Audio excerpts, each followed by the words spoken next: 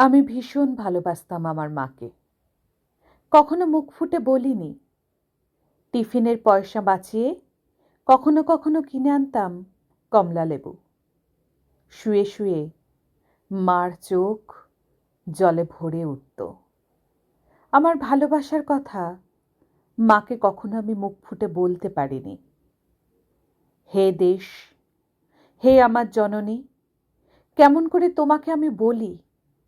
যে মাটিতে ভর দিয়ে আমি উঠে দাঁড়িয়েছি, আমার দু হাতে 10 আঙুলে তার স্মৃতি। আমি যা কিছু স্পর্শ করি সেখানেই হে জননী তুমি। আমার হৃদয় বীণা তোমারই হাতে বাজে। হে জননী, আমরা ভয় পাইনি।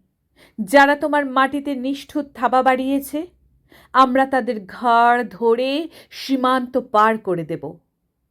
আমরা জীবনকে নিজের মতো করে সাজাচ্ছিলাম, আমরা সাজাতে থাকব। হে জননী, আমরা ভয় পাইনি। যজ্ঞে বিঘ্ন ঘটেছে বলে আমরা বিরক্ত। মুখ বন্ধ করে অক্লান্ত হাতে হে জননী, আমরা ভালোবাসার কথা বলে যাব। আমরা ভালোবাসার কথা বলে যাব।